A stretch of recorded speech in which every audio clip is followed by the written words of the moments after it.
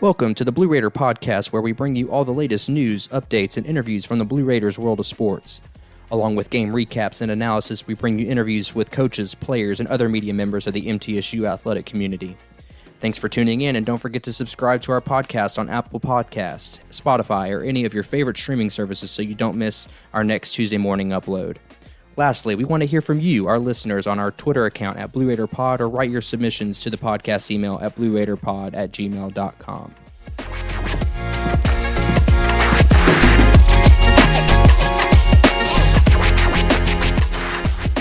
Welcome into the Blue Raider Podcast. I'm your host, Jake Bolden, and today is Tuesday, January 16th, and a much-anticipated episode this week. Today we have MTSU Athletic Director Chris Massaro. Mr. Massaro, how are you doing? I'm doing great. Thanks, Jake. Thrilled to be on here. I was thrilled that you accepted the invite to do it. I think it was one that I knew from it being such a young show, having a personality like yourself, as well as heads the department of the university that I am passionately covering, that you'd be willing to take the time out of your day. And I know it's a busy schedule to do this. And of course, the fans have many questions for you. Well, great. And it's one of the things that, you know, as we look and as we want to grow, that we need to do more of these kind of things. And you know, with the change in football and stuff, that there's a lot of things floating about that maybe I can clear up and those kind of things and tell everybody kind of what's been going on in our department. Yeah, I'm glad you start the conversation off with that, because I've noticed one thing with the recent hiring of Derek Mason, that transparency seems to be something that the department is trying to head up. He has his videos on Twitter on a weekly basis, and you've stepped out of the light a little bit and had some press conferences yourself, and it's promising as a fan who's been here my whole life, all 25 years, to really see that from you. And so is that kind of a new policy that you guys are adapting to, especially as you have a larger personality that is Derek Mason? Yeah, I think so. I mean, I don't know if I'd use the word transparency as much as about trying to forge a better connection, you know, and those kind of things that occur. When we were hiring for a football coach, and I said so in my press conference, we were looking for a coach with a big personality that could coach football, but also, and I used the word big personality, and I in some ways I kind of regretted that, because I don't know if that's exactly what we're looking for, but somebody that was not afraid to make these kind of connections and to be active and so people to know what we're doing. And I thought a lot that with the previous staff and with Coach Stock, that he worked hard, but sometimes he didn't really let people know what he was doing. And he was such a good-hearted person that sometimes he'd go visit a kid in the hospital and we'd never know about it, you know, and because he didn't want to feel like that's why he was doing that. He's doing it for other reasons, to help the kid and not to pat himself on the back. So I just think there's a compromise in there somewhere where we need to have a better connection, particularly with our football program, to our fans, you know, and so there are several steps to do that, and one of which is hire a coach, one of which is to do more social media and like the minutes with Mace and those kind of things. And we just got back from a big event today at City Auto, kind of a meet and greet over there, and just somebody that can capitalize on it. And Jake, it's really the first time we've had a coach with a national profile kind of here at Middle Tennessee. And Derek Mason's well known throughout the country. He was well known on the West Coast when he was at Stanford and kind of the leading, the guru of defensive coordinators, so to speak.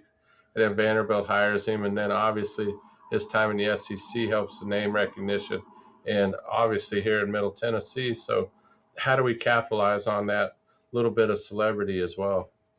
How does a guy like that find his way to MTSU? I know you went through a national search committee to find the next head coach. He's a guy that is local, obviously lived in Franklin at the time. So I'm interested to know that process. Was Mason calling MTSU, or was he just a part of that national search? Yeah, he was kind of part of it. I think that there was mutual interest from the beginning, and he never kind of made the interest. It was through some intermediaries, kind of thing, and just that if we're interested, that here's a guy that we might want to look at, kind of deal. And he was already on our radar a bit, and I knew of him obviously, and I'd met him a few times, but it was just all casual conversations. But then when we started kind of looking at his experience at Vanderbilt, and also his experience prior to Vanderbilt, but also what really impressed me is what he did post Vanderbilt with Auburn, then Oklahoma State. So he's with two really offensive oriented programs. Like Brian Harsin is an offensive coach at Auburn, and I know it didn't work out there. And then obviously what Mike Gundy's done at Oklahoma State, that those are kind of things that are really that popped out on me. And then his year off from football, like this last fall, kind of what he learned and kind of with the broadcast and what he's done really, really impressed all of us. So that's kind of how he kept kind of crawling up on our chart. And we didn't have anybody in particular in mind when we started. I mean, we had several guys that we knew we wanted to talk to, and Derek was one of them. Well, as you went through that coaching search, I think you kind of touched on it with Stockstill as he kept things close to the chest. When you were going through the interview process, again, is that kind of something that with Stockstill it devolved over his long tenure? And now that you're hiring Mason, who's obviously a guy who's kind of in your face, he's kind of loud, are you trying to stay more in touch, or you giving him the keys to the vehicle to drive? Coach Stock never kind of was out of pocket. He just didn't tell us like some of the good deeds he was doing, because he didn't want us he didn't want people to think he was doing it for that reason. In a lot of ways, and I said this in the press conference, right, that he and I are kind of alike in some of those regards. And over time, it became really apparent to a lot of us that that's detrimental to us. I've always felt the AD is not the star. The coaches are the star of an athletic program. And so when you talk about the Mike Krzyzewski era at Duke, you don't talk about the Tom Butters era at Duke, who's the AD that hired him, and so coaches are your stars. Mm-hmm. And so I felt like, in particular, because we're both alike in that we're, I don't want to say private people, but, and we're not, that front-facing personality doesn't come out as easily as it does for others. And I thought our department really needed that. We needed that kind of personality, and so we were looking for that.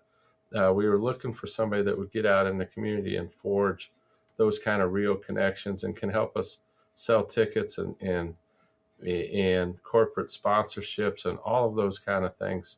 That we just needed somebody of that magnitude to be able to help us and to be able to capture that kind of attention.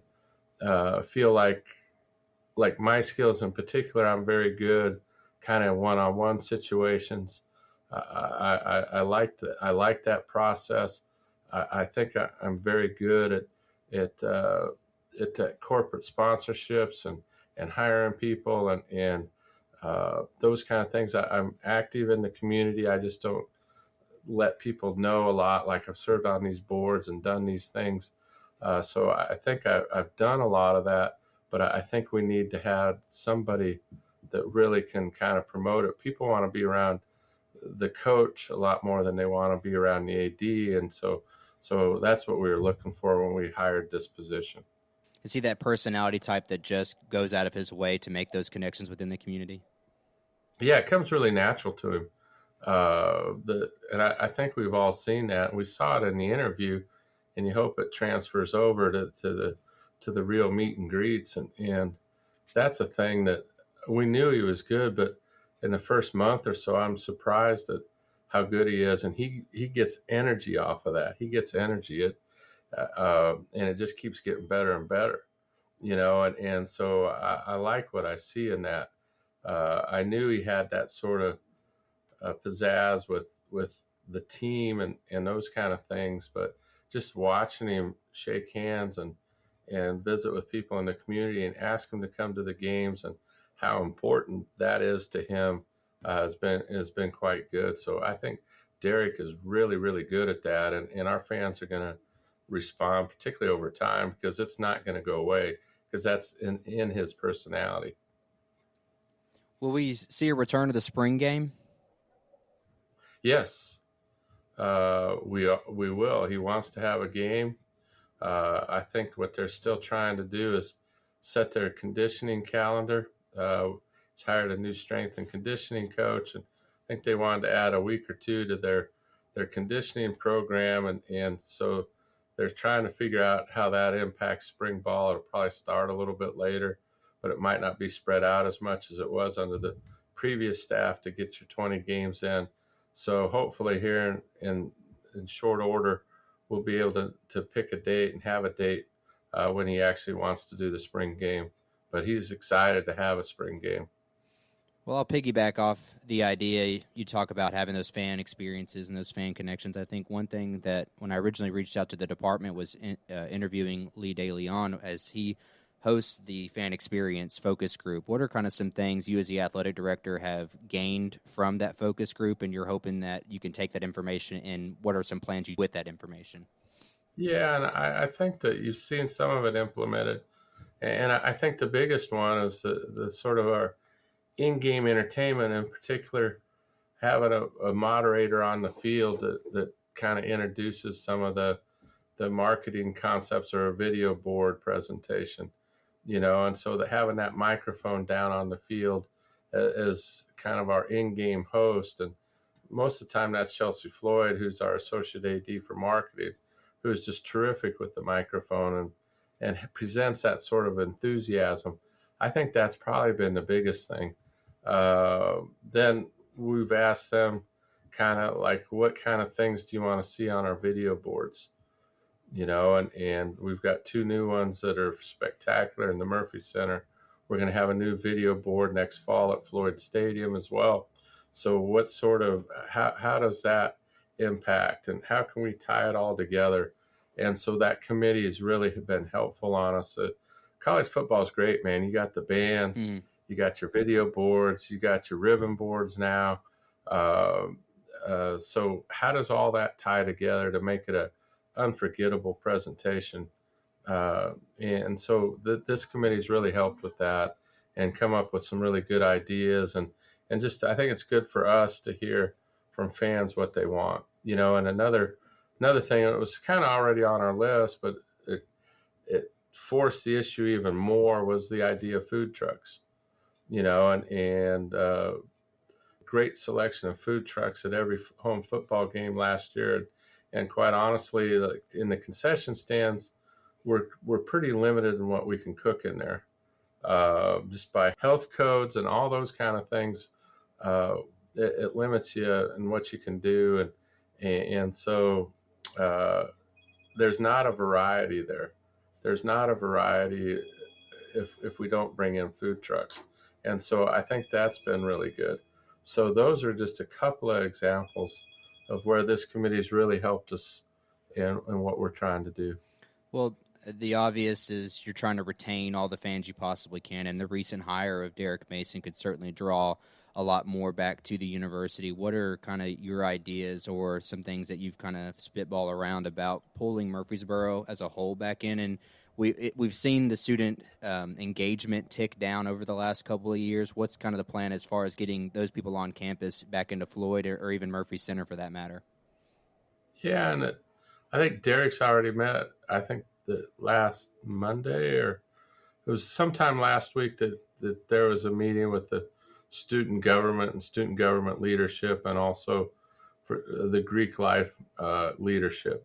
And so they had a retreat prior to this semester, and Derek spent quite a bit of time with them and talking to them. What we're doing now is kind of laying out a plan for spring and early fall, that when he visits home, dormitories and those kind of things, when we can get our best bang for our buck, how do we unleash him on campus, particularly in the spring, So those returning get excited about the fall. And then during the course of the summer, like with customs and some of those things that happen during the course of summer to get those freshmen involved. And, we've had a good renewal with Blue Zoo. It's kind of back, and how we can pump more life into it. He's met with the leader of Blue Zoo. He's met a couple times with the student government president. So how do we work hand in glove for that kind of thing to happen? And I do believe that those October games at midweek present us some unique opportunities to reach students. And maybe we didn't do as good a job as we could have last year. We learned a lot in trying to reach out to them on those particular games. So taking that information and putting Derek's personality behind it as well, I think we'll see some really great results from our student body. The early returns are they're really responding to Derek and his message. Are you seeing any uptick in season ticket sales? I know you're doing something a little bit different than traditional, where you're doing the deposit for the season ticket. We've seen that. It's a little bit hard to gauge, as you mentioned. We hadn't really done that before. So, but there's a lot of new ticket holders that are putting in their deposit right now. So we've seen that. We've had people come up and tell us that they haven't bought tickets in a long time, and when the time like this spring they're going to buy their season tickets. I've had two owners of pretty major companies that have a lot of employees that say they're going to buy their tickets for all their employees next fall because they really like this what's happening over here. So we're starting to get that buy-in. I do believe it's going to translate into ticket sales. It's our job is to capitalize on that as much as we can. Yeah, absolutely. And not to get into X's and O's, obviously the wins and losses will come at Derek Mason's hands. But from an athletic director standpoint, I'm interested to know as far as how you're turning those new season tickets or they're renewing from years ago, how you're able to retain those people. What exactly from your perspective do you see needs to be done to retain those people for years to come? Yeah, and I think first thing is how do we reach them? That's kind of the first question. Obviously, we have lists of people that have not renewed. So there's a 1 year, there's 3 year, 5 year. How far back do you go? And then what's your message when you reach out to them?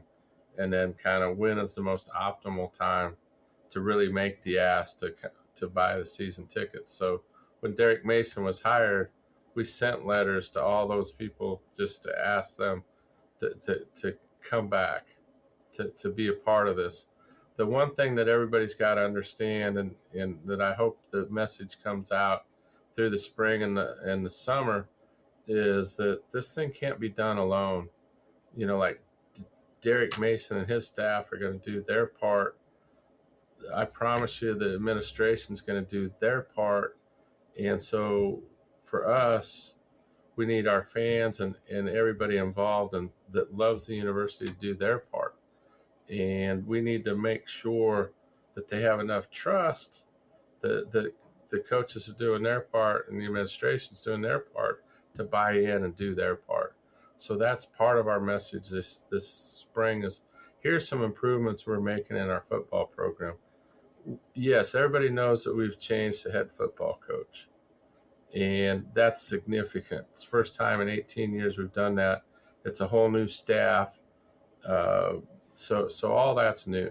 We also put $400,000 more into the assistant coach's salary pool because just feel like if we're going to say we want to be in the CFP, if we're going to say we want to win Conference USA, we have to finance what we're saying. And so that's a big step. We've put more money in the strength and conditioning program. We've raised those salaries and we've hired 2 new people in there. We're rearranging our nutrition and our nutrition bars to make sure that our kids are eating right. Coach Mason's looking at our meal plans and those kind of things. So nutritionally, how can we get better? Those kind of things, because we've had a lot of injuries in the past and that's hurt us. And is there a way to minimize that more by by better nutrition, better strength and conditioning, all those kind of things. So we're putting effort into those areas. And then the other positive thing is when we move into the new building, as it relates to strength and conditioning and nutrition, that we've got spaces for it. We've got the biggest weight room probably in Conference USA once we move into the new building. We've got a nutrition station in that building. So we've already thought about it. Now we need to finance it. And so to help us finance it, we need to sell more BRAA memberships. We need to sell more season tickets. This is a we thing. Mm-hmm. For us to get where we need to go, it needs to be all of us doing it and doing our part. And the fans play a big role in that. So that's going to be part of our message. And come join the team. I think that we've done a poor job in football, not so much in our other sports, to make the community feel like this is their team. Mm-hmm. You know, like we won, we lost. We have a big game on Saturday, not MTSU won, Middle lost. You know, yeah, they play Western Kentucky next week. It needs to be we. And we did a poor job of making that clear. And so and through the interview process, that was one of the things that Dr. McPhee and I stressed is we want it to be we. Rick Insell does a great job. He lets fans know that like, please come to our games because you're a big factor. And if you don't come to the games, there's no way we can win without you. You know, and that's sort of his message that he does with. And so we need to take a page out of his book and apply it to football. Our answers are there. Our coaches do it. Jimmy Borndane does a great job. We've got a big match. Man, we need to get you there to help us win it. And so that needs to be, I think those kind of messages come best from the coach, but we also need to back it up with our messaging and what we're doing administratively as well. Yeah, I'm glad you bring up Boren Dame. He was my interviewee last week as we discussed his tennis season upcoming and the crowds that he's able to bring to the Adams Tennis Complex and now his new outdoor facility. Insell, who is clearly one of the top programs in women's basketball, especially in attendance, which stands out. When I know when ladies come here to be recruited at MTSU, it stands out when there's 3,000-4,000 people there on a Thursday night against Louisiana Tech. So things like that matter. But other things that matter, obviously, is the win-loss, and that helps certainly with Boren Dame and with Insell getting people in the crowd. Is they're winning ball games. So one thing that stands out to a lot of people, and we've taken it really far now with this, was you say that you're going to start judging your coaches on a conference-to-conference basis, and I think that's something that a lot of us, you know, we took that to heart, and we're hoping that's something that is used. So kind of expand on that for me. Yeah, Jake, I want to be clear on that. That's nothing new. That I've always done that, you know, and so I think that's an important element. So, you know, I mean that those two coaches you mentioned have dominated their conferences. That Jimmy's won 4 in a row, 4 championships in a row. I think what's remarkable about Rick Insell is in his 18 years, we've always gotten a bye in the basketball tournament. And that's, when you think about that, that's really hard to do. And then you look at the number, he's been in postseason every year he's been here. So he's wildly successful. Mark McIntyre is wildly successful. He won 3 straight conference championships. We had a great run in softball last year with Jeff Breeden, and he's won, I think, 2 conference championships in 5 years. Every year, our goal is to win 4 conference championships,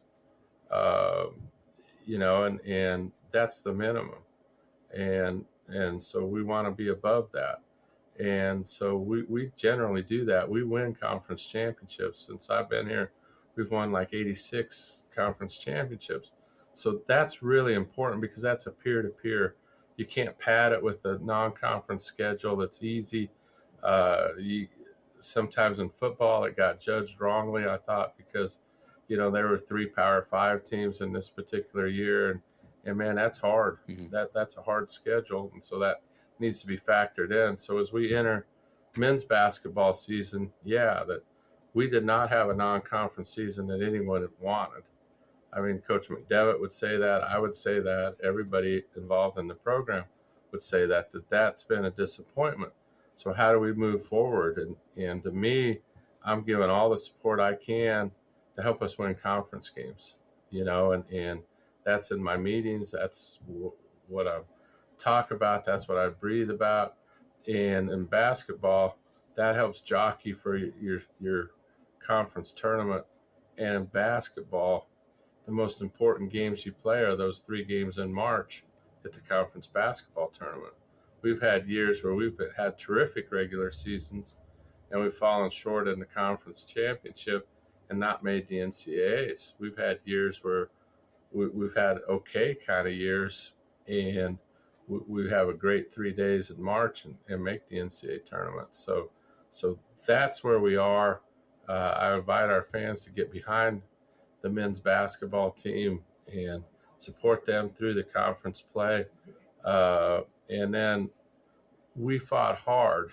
We fought really hard to have the basketball tournament in Huntsville and feel like that's a real competitive advantage for us for those 3 games in March to be on our back porch. So our fans, we need you to come. We need you to support and push those 2 programs into the NCAA tournament because you never know what's going to happen in the at-large pool. So let's just right now think that we got to win those 3 games in March down in Huntsville and to get into the NCAA basketball tournament. And the women are off to a good start. We're 1-0 in conference. The men play, as we tape this tonight, against Louisiana Tech and start off with 2 home games. So hopefully we can get off to a good start and get some momentum going in men's basketball. But we need to be seated well so we have a great chance for success down in Huntsville. Well, if that neutral floor matchup with Tennessee is any indication, I know the Lady Raider contingency will definitely travel well, and that normally translates in that weekend with men's. Because if you're a Lady Raider fan, you're certainly a basketball fan in general. So I think Huntsville is an excellent location.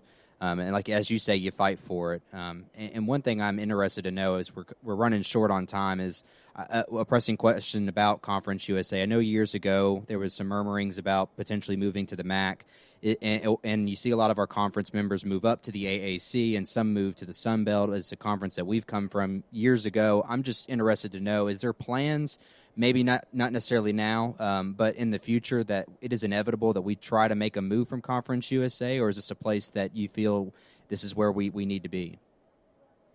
Well, I think you're always trying to improve your program, and that's one of the reasons we're building that $66 million student athlete performance center, and there's a visible statement that we're trying to make progress and we will make progress here. And so that needs to be the overriding message. I would like to invite everybody to kind of take stock that staying in Conference USA and not going to the MAC was the right move, and we look at what's happened at Conference USA. We got a better TV contract than what we had before. Each school is getting about $200,000 more off of this contract than we did in the old contract. Florida Atlantic's run to the Final Four last year. All those shares stay in our conference, and that lasts for 6 years. This year, the run that Liberty had to the New Year's Six bowl game will net. Liberty gets like $2 million of that money, and the rest of the conference splits like $4 million of that money. And so we are financially a lot better off staying. We would have had to pay exit fees and entrance fees into the MAC. So when you balance it all out, what gives us the best chance of success? And at that time, the right decision was to stay in Conference USA, and financially it's helped us. And that's where we want to be. We want to be that team out of the group of 5 right now that makes the college football playoff. And we can do that out of Conference USA. Not to say that we're not looking at other conferences or we'll weigh those opportunities as they come. But right now, we've got a grant of rights agreement that where we are in Conference USA through this TV contract, and it's been a good place for us. We've done well in this conference. We've got a chance to win this conference, and history is showing that this conference can do well. Like Florida Atlantic would have been one of the last teams a year ago that I would have said, out of all those people in Conference USA, to make a run to the Final Four. But they hit the right formula. Dusty May did a great job there. And so you can do it out of our league. And so that needs to be our attitude too, is what can we do right now to help us reach those goals? And from a fan perspective, I just invite you to come to the games, buy tickets, join the BRAA, get behind the program. Don't wait. I mean, that those opportunities, and as we do that, when we fill our stadiums, we'll have opportunities. Our location is too good. Our program's too good. Our all around is too good. Our football program is going to be much better than it's been. We're putting a ton into the infrastructure of it to help it, and I think Coach Mason and his staff, I really believe, are going to have the abilities to take us to conference championships and the college football playoff after that. So those are our goals, and let's see how it all evolves. Yeah, and I think at the end of the day, you talk about all the financial benefits of staying in Conference USA and yielding all those benefits, that you're hoping all that translates into wins for the programs. And again, when you win those games, you certainly get butts back into the seats. And I feel like we think back to Kermit Davis seasons where I can remember in his early career, we didn't have necessarily large crowds, but near the end, we would have 6,000-7,000 on a nightly basis. So again, you're putting the money in the right places, and I think as fans who just see things at face level, you fired a coach. We haven't won a lot. We're going to kind of these minuscule bowl games that we can never travel to, and those kind of things. I do think that it's important, as you say, for us fans to take stock that now that we have finances in the right place, we have a new face of our biggest revenue builder, that things are heading in the right direction. I mean, would I be fair in saying that that's kind of your plea with Murfreesboro and those fans who are still, I would say, naysayers, but those that are still on the fence about making MTSU their team? Yeah, and I think that's totally fair, Jake, and I appreciate you summing that up. I think that number one, that we got to do more than change the bus driver to fix the flat tire, and so, and I want our fans to know that we're doing that. We're investing in areas that a lot more heavily than what we've done in the past. So we've done kind of this top-down evaluation of our football program, and with Coach Mason's help and his eyes, like what's important to him and what a good program really looks like. And I don't want to say a good program. Let me rephrase that. A great program looks like. I think we've had a good program. We need to be a great program. We went to 10 bowl games. We had some success. So it's not like this thing's starting over. And as Derek said in his press conference, this program has good bones about it. So we just need somebody to take us to that different level. We've plateaued, and we need it at a different level. And I'm really confident he's going to do that. And it'll happen a lot faster if the faster the fans get behind it and buy into it. I think it's going to happen regardless. But I'm really hoping, like when we go out for Tennessee Tech on that first game, an old rivalry, that stadium's full, as a visible sign to everybody involved that this thing is different. It's going to look different. It's going to be different, and we're going to change it for the good. And to me, a full stadium right at the start of the season really signifies that. I can certainly see this bill that's coming as like you say, you get Mason, and now you have the SAPC that's, scheduled to be due at some point, but you just see this building up, that hopefully you have a couple years where Mason's able to get his feet underneath himself, then the SAPC gets completed, and now he has upgraded facilities who are really, second to maybe Liberty in the conference. It's incredible to see, again, like where things are headed. And to touch on the Student Athlete Performance Center, where are we at in regards to that and its completion schedule as well as the funding? Yeah, and I'm glad you asked that. I mean, it's paid for. I mean, we've got it financed. So it's a $66 million building, and right now that they're finding a lot of underground things where they built like different pipes and conduits that they didn't know were under there. So they're trying to sort all that out. And they're doing a lot of foundation work.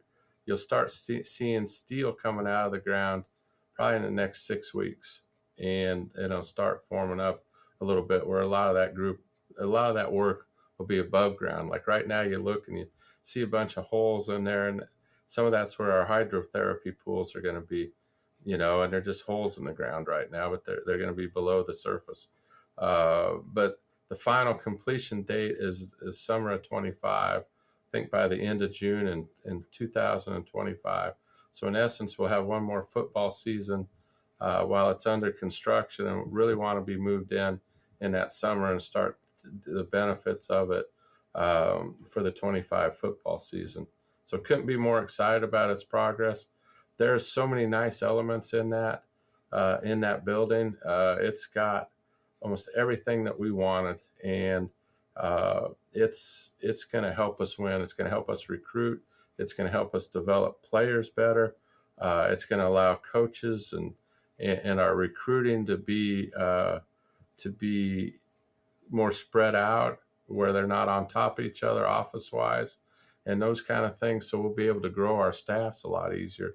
Another thing, Jake, where we invested is a lot more in recruiting. Our player personnel person, we've almost doubled that salary. We're going to hire more part-time people to be evaluating, particularly the transfer portal. We've identified space for them here in February that will occupy that.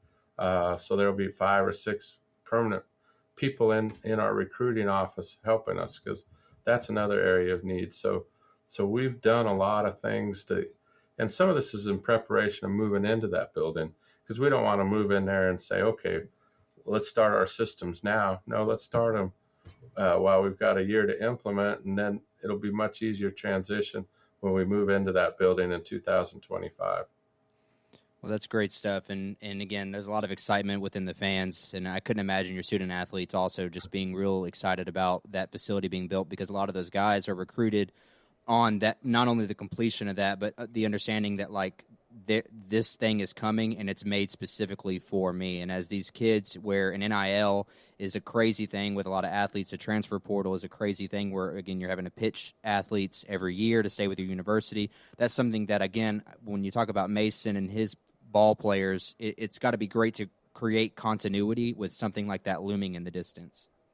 Yeah, and I think that's a big thing. And when if you're coming from a Power 5 program to our present program, like last year, and people would use this against us, that, hey, your football locker room's in the basketball arena, and those kind of things. And you go take a look at the offices that they have there, that they don't think football's that important, and so you get used against that in recruiting.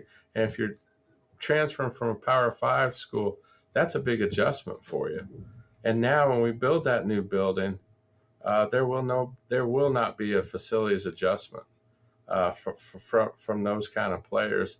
And if you're coming up from FCS, it's going to be like you went to Disney World. Mm-hmm. Look at all this stuff that we have. So it's just, in today's college football environment, that building is a must. It's a game changer for us, and it's going to help us in ways that we can't even begin to fathom right now. And so our thought was too, is like, the building's not enough to win championships. You never win a championship if you fill a building with mediocre people, you're still going to get mediocre results. But if you get great people and a great building, you're going to get great results. And so we've got this building coming. Let's fill it full and make the investments in the right place to give us the best chance for success, because it's the people in the building and not necessarily the building, but the building does help. Absolutely. Well, Chris, we're running out of time, so I would love to be able Yeah. to have you back on, and because I've got plenty more questions to ask. There's just not enough time to ask them today. But I know you got a ribbon cutting coming up for tennis coming up later this month. Hey, we're stoked about that, man. It's uh, January 23rd, I think, and we have a top 25 program, and now we have a top 25 facility.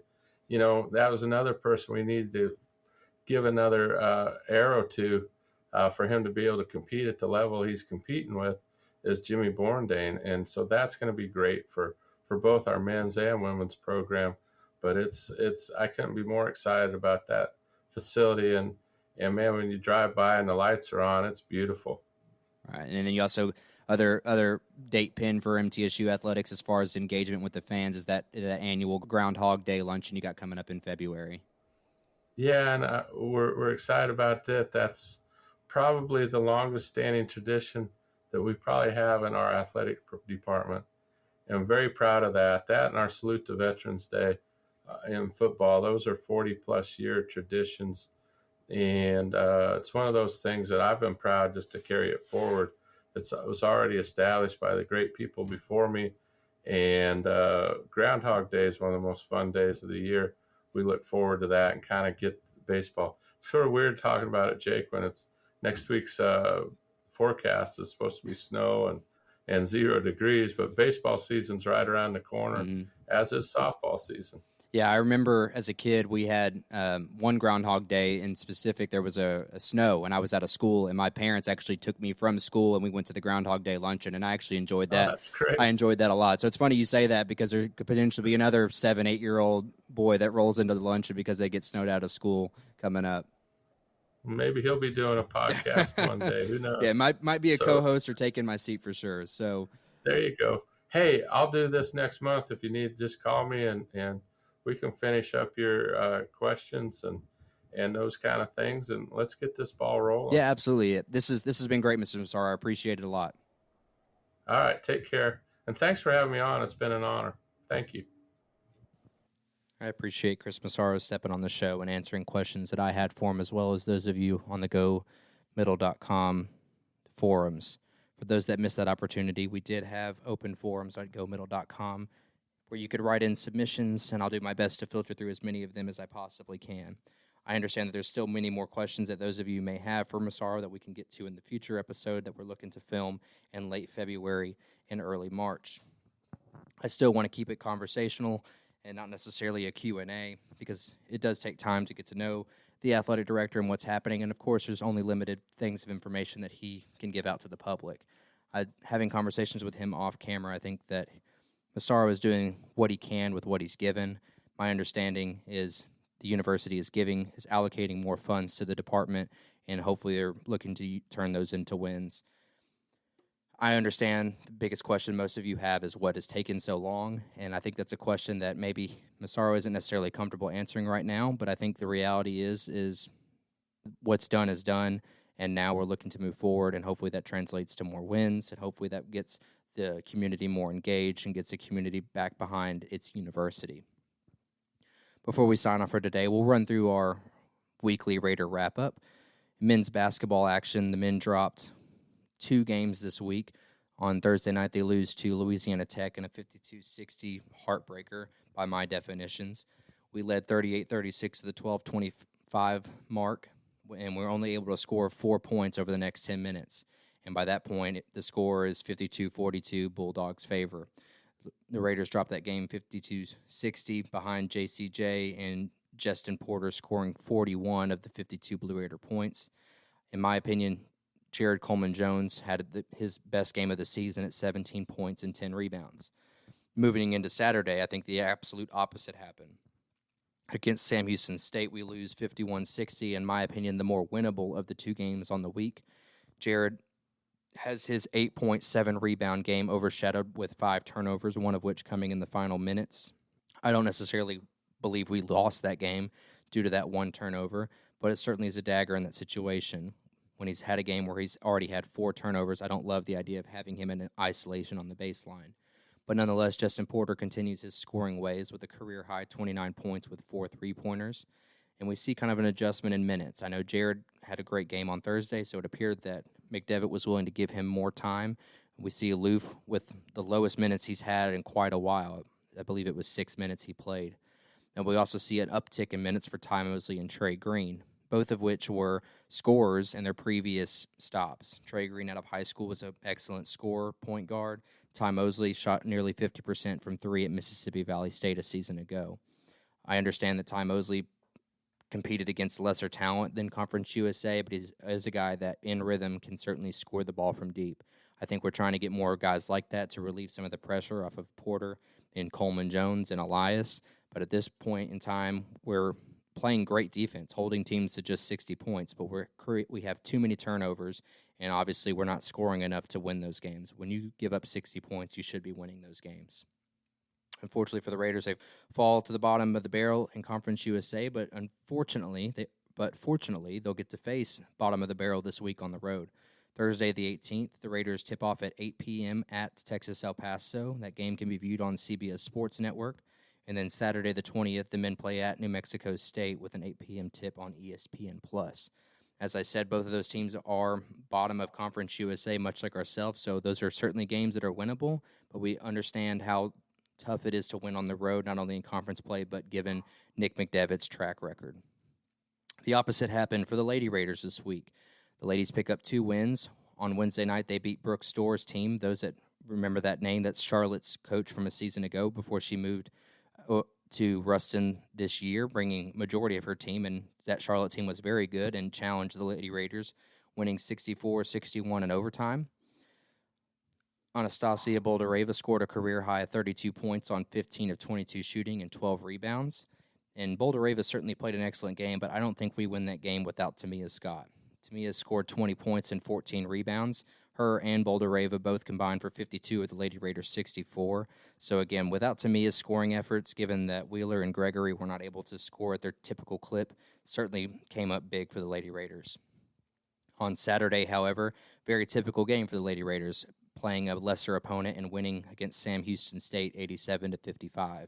The Lady Raiders have 6 in double figures, including Yulia Grabovska and Sifa Ineza off the bench. Boldareva continues her dominating ways with a double-double of 15 points and 10 rebounds. A few records were broken on Saturday as Courtney Whitson breaks MTSU's career three-pointers mark with 260, and Savannah Wheeler moves into 10th all-time in Conference USA scoring. If you can remember back to her days before she transferred to MTSU from Marshall, she gets closer and closer to the 2,000 career points mark. Right now, she's only 90 points away from moving into 9th of Conference USA all-time scoring. The upcoming schedule for the Lady Raiders is Thursday, the 18th, finally back at home after a long hiatus. It's been nearly a month since the Lady Raiders have played at Murphy Center. They'll face Conference USA opponent UTEP at 6:30. That game is viewable on ESPN+. And then the Saturday matchup against New Mexico State at 4 p.m. That game is also on ESPN+. Tennis season got started this last Saturday as the men swept a home series against Presbyterian and Tennessee State, going 7-0 in both matches. The men swept both doubles pairings and won 11 of 12 single matches in just 2 games. The lone 3-game win was by Shu Matsuoka. Their upcoming schedule this week is on Friday the 19th. They travel to Stillwater and face Oklahoma State. And then Sunday the 21st, the men are in Fayetteville, Arkansas, facing against the University of Arkansas. The Lady Raiders tennis squad got started this last week also down in Starkville, Mississippi. On Friday, they faced Conference USA opponent Jacksonville State and had a remarkable come-from-behind win, 4-3. After dropping the doubles point, it was Eloise Swarbrick won a 3-set tie break to seal the opening day and come-from-behind victory. Then on Saturday, the Lady Raiders played the host school Mississippi State and dropped that contest 2-4. Cassidy Mutea and Rutuja Chafalkar won both double matches over the weekend, along with Swarbrick and freshman Lena Payer won both of their single matches over the weekend. The Lady Raiders continue their season in Chattanooga this Saturday the 20th. Indoor track and field returned from the Michigan Invitational in Ann Arbor, Michigan. Brady Daniels won the 400-meter final with a personal best of 48.84 seconds. Joel Alhikolam set a personal best in the long jump with a mark of 7.02 meters in his fourth-place finish, as well as placing first in the triple jump with a mark of 14.78 meters. Local freshman John Sherman of Laverne High School placed third in the 200-meter with a personal best, 21.86 seconds. Wael Borali won the men's 600-meter with a personal best of a minute 18.51 seconds, and Habtamu Geta placed second in the 3K with a time of 8 minutes, 17.44 seconds. On the women's side, Liane Bu placed second overall in the women's 400-meter with a time of 57.58 seconds and placed third in the 200-meter with a time of 24.82 seconds. In the 600 meters, Pamela Milano finished third with a personal best of 1 minute, 32.96 seconds. Next on the tab for indoor track and field is in Louisville, Kentucky at the PNC Lenny Lyles Invitational in 2 weeks. That is January 26th through the 27th. That's all the time that we have for today, and that concludes our Raider wrap-up. Again, I can't stress enough, those of you that want to get involved in these interviews in the future, not only with Athletic Director Massaro in our episode in late February, early March, but in upcoming episodes. So go to gomiddle.com if you want to have open topic discussion about our interviews and our podcast shows. I'm always open to comments and critiques at gomiddle.com. Again, I'll plug our social media account over at X, formerly known as Twitter, at Blue Raider Pod, as well as right into our show's email address at blueraiderpod@gmail.com. Thanks for your time today, and I hope to catch you next Tuesday. And until then, go Blue.